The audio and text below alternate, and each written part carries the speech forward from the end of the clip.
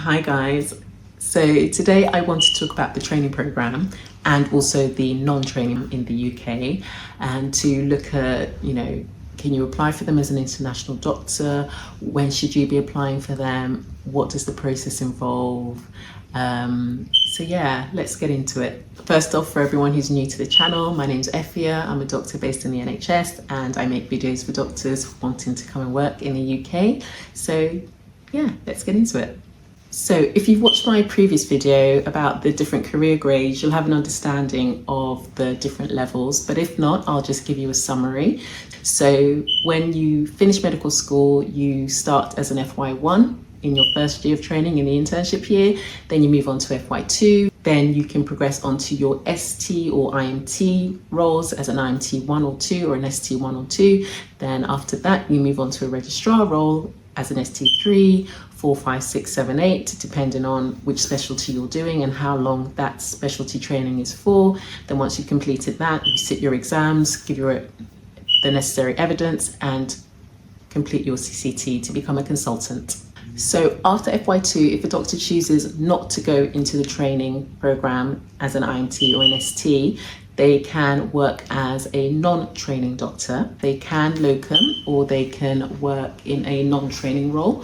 So essentially they'll stay as an SHO. There's various titles for SHOs, which stands for Senior House Officer. There's Clinical Fellow, there is Research Fellow, non-training FY2 roles. So they're all SHO levels. And when you work in those non-training roles, you will do the same thing as a training doctor in the day-to-day work, but obviously they'll be sitting exams, they'll be doing assessments. The doctors in the training roles will be sitting exams, doing assessments and slowly progressing their careers. But if you're in a non-training role, you won't be progressing your career. You'll be doing the same job, staying at the same level. So if you're an international doctor who's coming into the system, if you don't meet the requirements for full GMC registration, you would then work as an FY1 with your provisional GMC registration. If you do have full GMC registration, then you can enter a training program, but where you would enter would obviously depend on your level of experience. So if you have 1 to 2 years of experience, you could go in at an FY2 or SHO level. And if you have 2 or more years of experience, you could go into a non-training role or into a training role.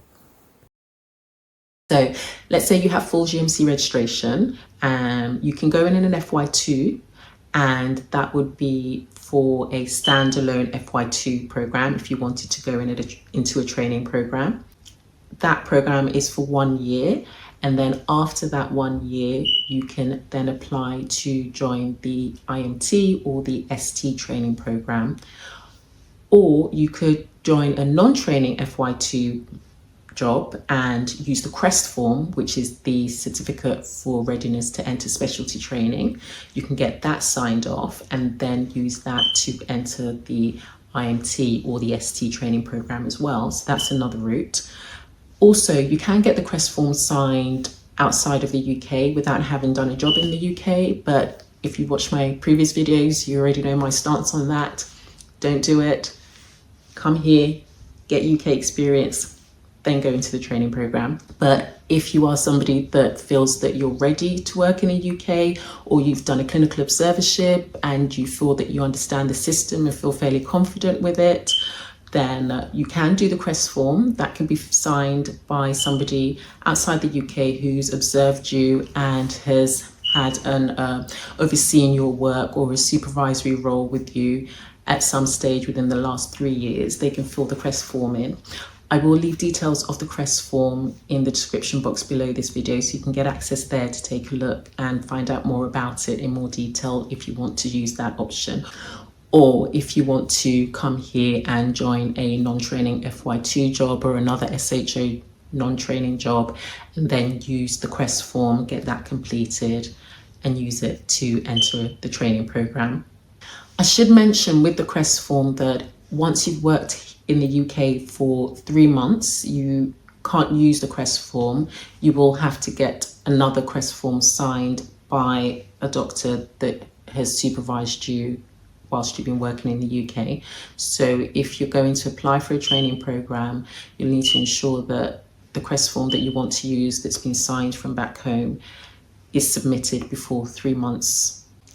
So if you've got more than 4 years of clinical experience and you don't want to enter a training program, the other option is the registrar jobs, the non-training registrar jobs. You will have to have membership exams if you want to take on those senior roles.